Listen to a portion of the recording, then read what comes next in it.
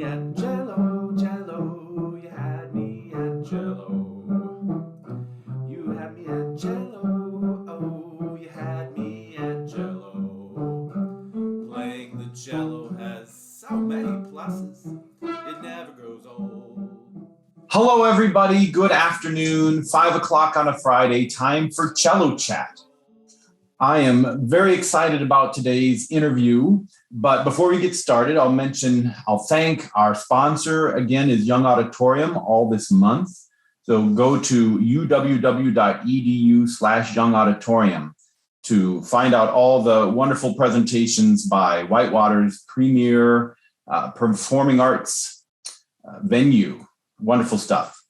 So with me today is Dr. Ruth Boden of Washington State University.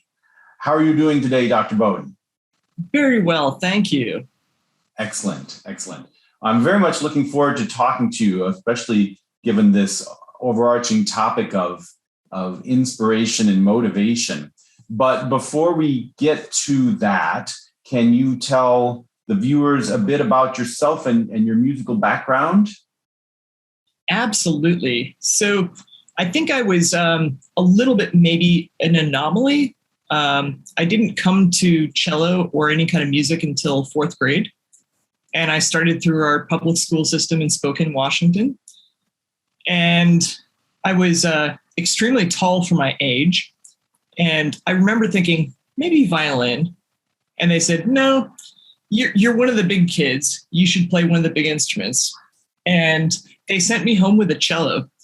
And I remember that day, I took it out of its case. I didn't know what on earth I was doing, but my parents had to beg me to stop playing. I immediately fell in love with everything about the cello. And I was hooked from there. And I don't know, our school system was a little bit small at the time. So I was the only cellist for quite a while. And I found that, kind of trying to challenge myself in rehearsals meant, could I do an entire passage with only first finger before the conductor realized? What could I do to make things a little bit more interesting during rehearsals?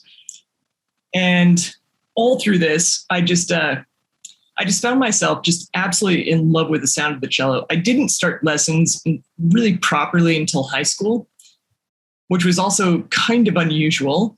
But when I was in high school, one of the things that I picked up was I was recording a Christmas album for my family. And so I spent money that I'd saved up and went to a recording studio and overlaid all of these cello tracks for a Christmas CD. And the recording engineer was like, wow, you're really good at just kind of playing by ear and making things happen. Could I call you when we have bands coming through to record? And little did I know at the time that it was at the height of grunge music coming through Seattle and taking the Northwest by storm. It was so much less expensive for them to come to Spokane to record their demos and everything before a tour. And so I would get calls from this recording engineer, and he'd say, we've got a heavy metal band. Can you come in and lay down tracks? And I was like, sure, absolutely. And no music, no lead sheets, didn't matter to me. Just listen to the tune a couple of times, go into the studio and play. And so I started developing this really rich notion of how cello kind of fits into the fabric of music beyond Bach, beyond all of the standard repertoire. And I became really good at faking my way through musical phrasing, predicting musical events. And my ears, I think, just got crazy good at hearing how things were supposed to fit together. And it worked out really well. And at some point during high school, my teacher had said, you know what? I think that if we kind of get you ready for some auditions, I think you could probably go to a conservatory. I was like, okay, fine, whatever. And kind of like blasted through enough rep to video record for auditions for schools. And at that point in my career in high school, all I wanted to do was biochem. That's all I wanted to do. And this music thing was so bizarre. And I kind of half-heartedly put in these audition videos. I remember one of the videos had me sitting in our living room doing scales and like rolling my eyes at the camera and like pulling my tongue out. And they still were the ones that got sent to Peabody and NEC and CIM. And it was kind of hilarious. And I was absolutely shocked when acceptances started rolling in. And all of a sudden I was faced with this decision. It was like, I really love biochem. That's really what I want to do. But this cello thing actually kind of seems to maybe have some legs to it. And my parents, as brilliant as they were at the time, they said, you know what? You will always have intellect. You can always go back and do a different degree, but you only have so much musculature and the muscle memory of what you've learned how to do. Why don't you try it and see where you can go? And so I ended up going to CIM as a cello performance major. And I feel like the rest of everything just kind of wrote itself at that point. But it was it's been an interesting pathway through music and just finding out what it was that I actually wanted to do and how I wanted to do it. Right. Wow.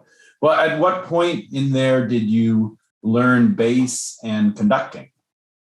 So, like I said, I came from a small school program. So I played cello for 2 or 3 years. And at some point we actually had like 2 more cellos in the orchestra, but no bass.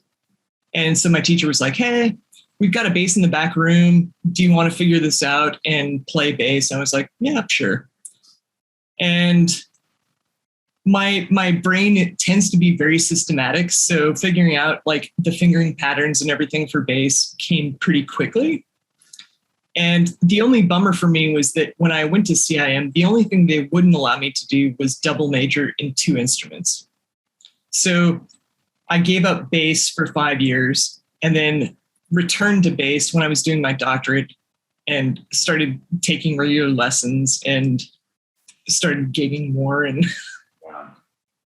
and then conducting, honestly, we hit a patch at WSU in which our conductor was leaving.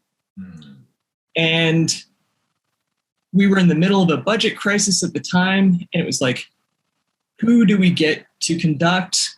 And I was thinking, I've played with so many different orchestras and I've been so present in all of those rehearsals and I've seen what goes into conducting.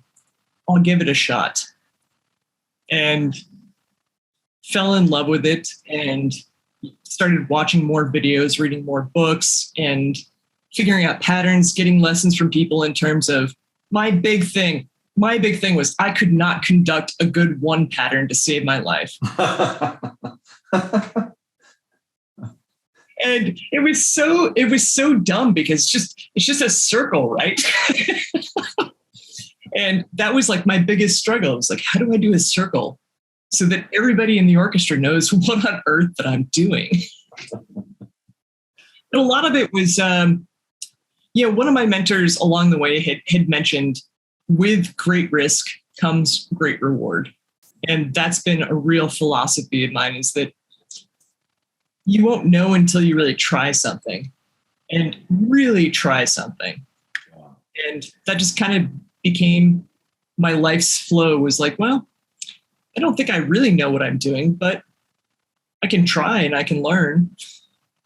Wow. Well, that's outstanding. And the idea of being somebody who enjoys the outdoors and likes to hike and then deciding, I have a carbon fiber cello, why don't I just put this on my back and go wherever and play there?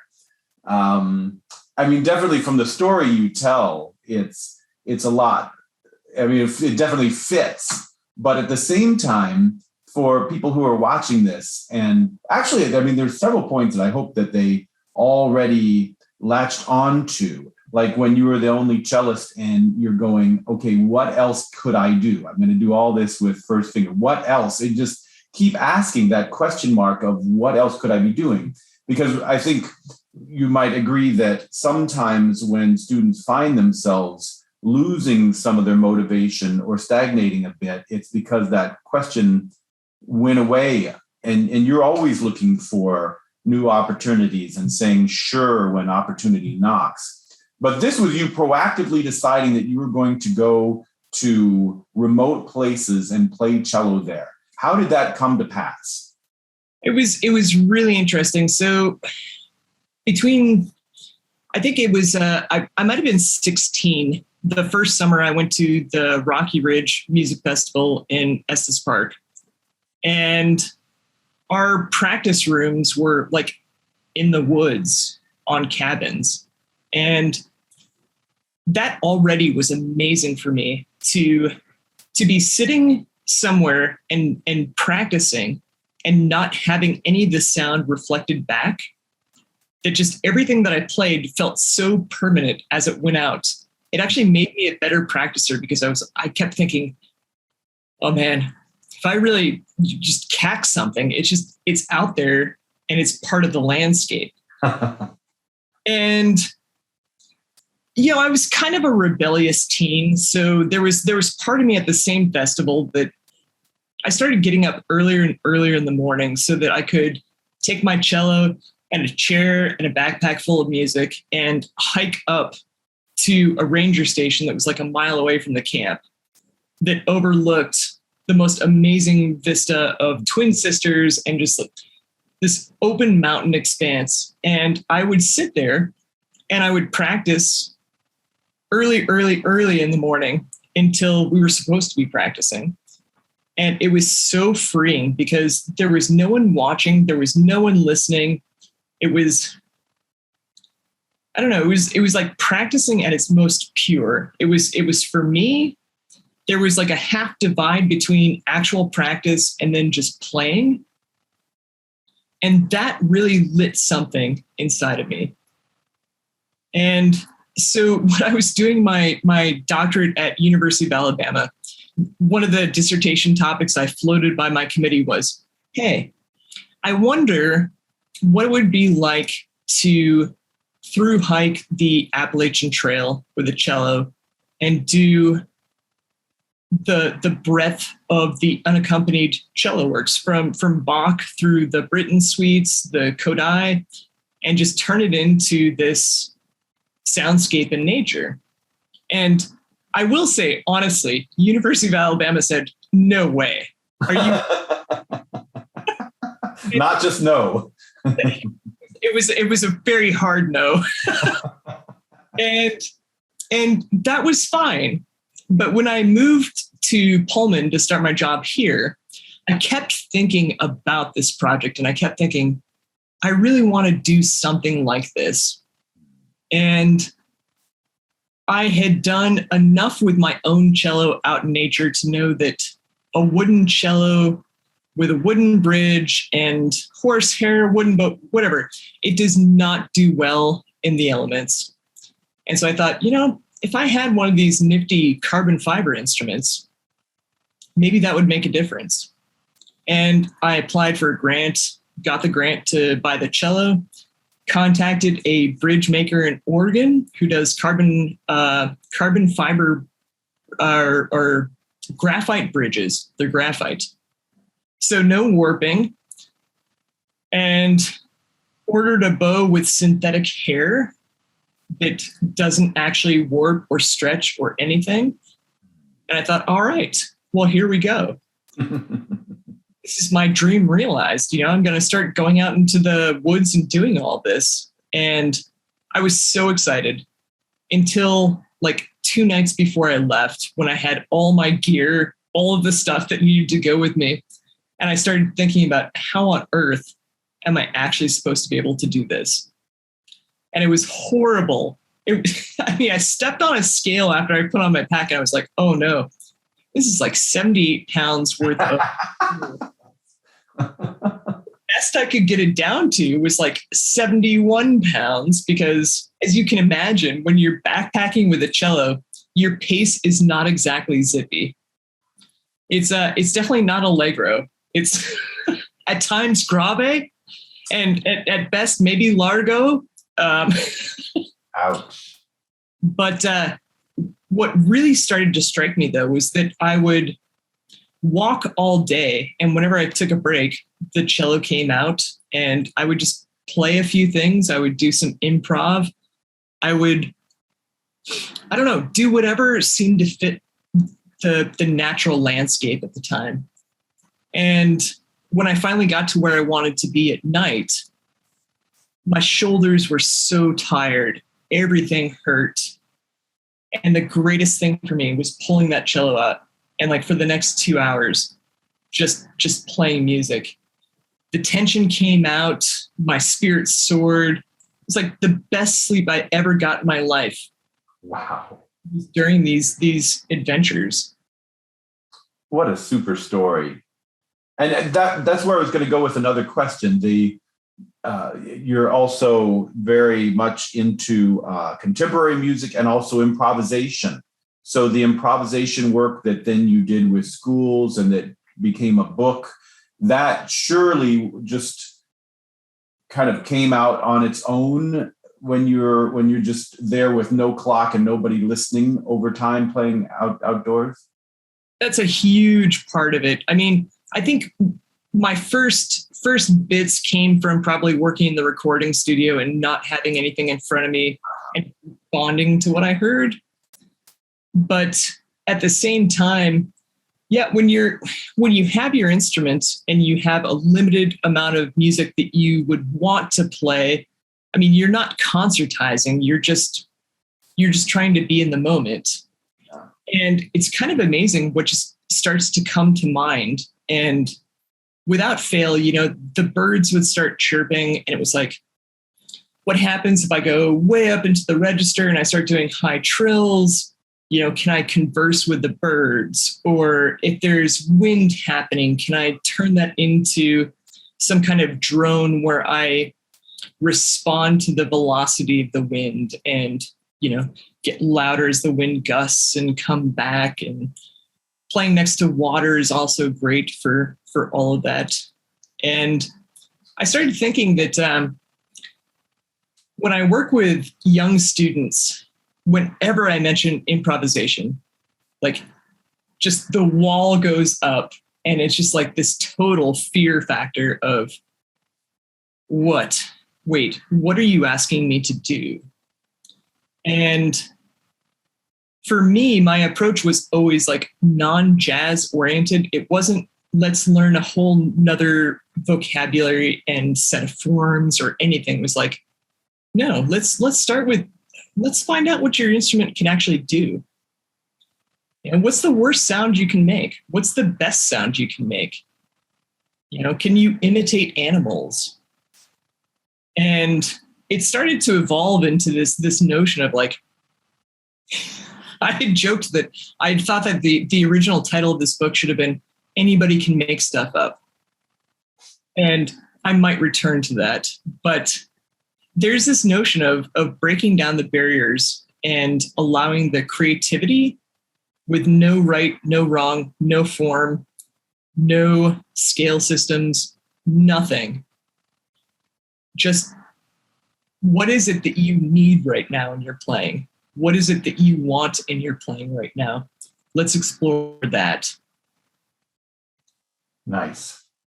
And then is the book is that, or it's what you would present to your schools, or both?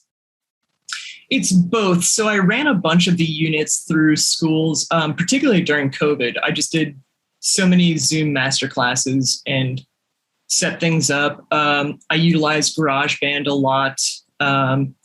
when I do these presentations, but I also teach Giada for the people who use PCs. And basically it gives them good recording programs. And if you want to loop, you can loop, which is oftentimes it's really good for us to just kind of at least have some kind of regular harmonic pattern that we can kind of move around. It makes us feel a little bit more comfortable at first. Mm-hmm. But the book itself is designed for classroom instructors to really be able to take each of these units and incorporate them into their weekly syllabus.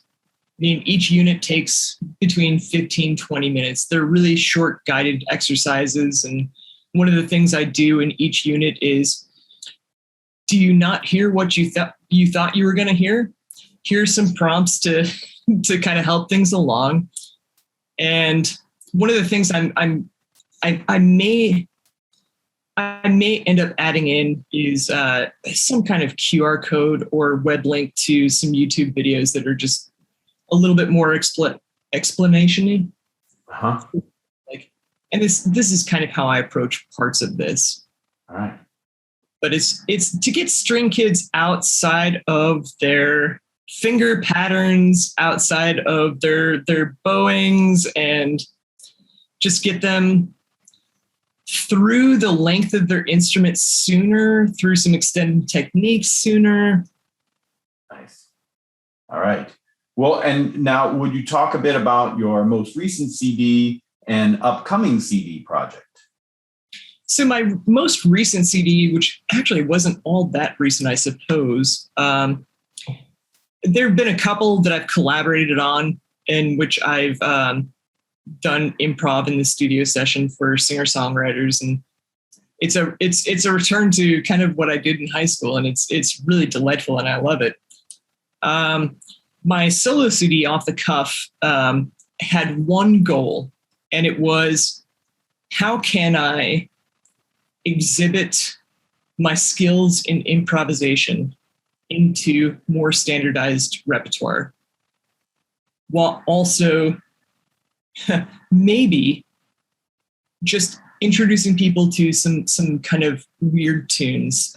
There's a tune on there by John Zorn that is from his album Untitled for Love and Madness. And it's this really crazy kind of cartoony, insane cello piece. But on there also is the Kodai Sonata. And the way I approach the Kodai Sonata is it's not note by note. It's not reproducing what I see on the page. For me, it's what do I imagine that the Hungarian washerwoman would have been singing, or how she would have been singing it, and how do I recreate this score of Kodai to tell a different kind of story. And it's not for everybody. It's kind of a different move to go a little bit off script when you have such a detailed score. But that's kind of the way that I approach music making, is through the lens always of recreation. Excellent. All right. So if you have a student who is having a day or a semester, or where they're needing to be fired up, I mean, clearly you have a lot of directions in which you can point them, and where you can model things that could really inspire them. But do you have some other go-to advice for them beyond what you've discussed so far? Yeah, there are. It's really interesting. There are two approaches that I take. Because, I mean, we as teachers, we're pretty good when the student walks into the room. We can read the room pretty quickly. And especially this semester, I find myself when the student walks into the room and I read it as, okay, we're maybe not in the best learning space as of right now. The very first thing I do is we tune, and I say, all right, I'm going to give you a G and C drone. Whatever happens, happens. I'm going to look away, just go ahead and go. And they have no shyness about it. They are so willing to they just preludize over the top of this G and C. And it's really amazing to them, like how much aggression comes out in that 5 minutes, or the sweetness or the sadness or whatever it is. And it just gives me a better bead on kind of how we can approach things from there on out. Wow. Like instead of a mood ring, a mood cello. That's exactly it. And I think sometimes, if the student has been stumbling with practice and they come in and they're able to do something that had no script and it sounds good and it's unique and it's them, it's their voice, and there was no right or wrong. It's very open-ended, and I feel like that sets a different kind of landscape for success, for processing criticism, processing anything else. But Tremendous. I think one of the biggest things that I really impart to my students, though, is this sounds so horrible, but the first thing I really want my students to know is that progress starts as sounding really, really bad. And it's only going to go up from there. And so you don't need to sound perfect right away, because really bad is really bad. And of course, that changes with your ability levels. Like my concept of really bad might have been a shift that was a little less than tasteful, or a vibrato that got away from me, or, something that was overly aggressive. And for me, that's my really bad. And for some of these students, it's like missed notes, wrong rhythm. And just realizing that, if you start it really bad and you work at it, pretty soon it's going to sound not so bad. And that's an accomplishment. You keep working, and before you know it, it sounds pretty good. And you keep working at it, and pretty good starts to sound really good. And I always tell my students, it's like, and too many people stop there. If it sounds really good, why would you continue? And it's like, because there are the other two levels. The level in which it's exactly the way I want it to sound. And then there's like that top echelon level in which your sound is so good that that's what everybody else wants to sound like.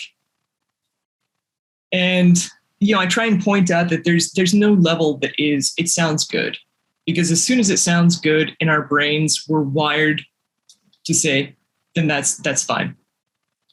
So you can go from pretty good to really good. That's great. That's really good. But understand that the beginning of your process, it's always going to sound really bad. And it's just identifying what that really bad means to you and taking the steps to just get to the next level. And if that next level is really small and it just doesn't sound so bad, that's fine. That's progress. Nice. Ruth, upcoming projects, including future CD. Yes. So I mentioned that I was kind of like a biochem kind of nerd, and then it went into neurology and psychology. And so I've been just always kind of really fascinated with how the brain, the body works. So I am currently putting together some concepts for a meditation CD that uses a bunch of different methods via binaural waves, BPM, frequency. And the notion is to divide the CD into 3 different categories. One would be music for alpha waves, which would just be creativity, perhaps better napping. The second would be music for deep sleep. And the third would actually be specifically music for productivity, which actually amps every part of the system up, gets you into the zone, gets you going. And it's all original compositions, but it's all right now. I'm running through the data of how all of this works. And it's really interesting. I did a project this summer. We had a Trimpen exhibit at our Museum of Art that was ambient 432A. And 432, as you know, is awfully low, but it is one of the frequencies in which nature and the human body naturally resonates. And so in the art museum, there were all these sirens that were hung from the walls. They were motion censored and everything.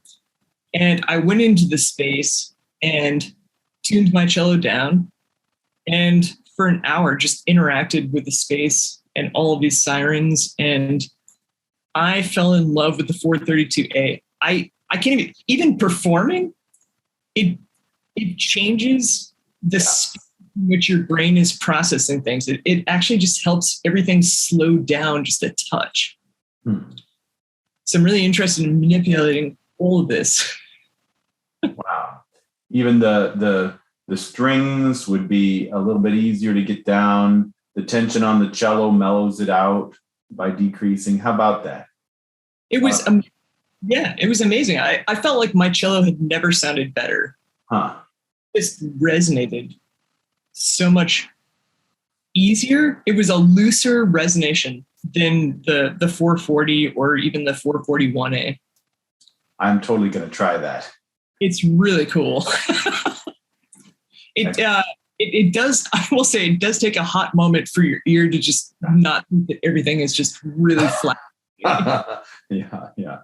The first time you try to play at 415 and your hand keeps trying to correct. Yeah.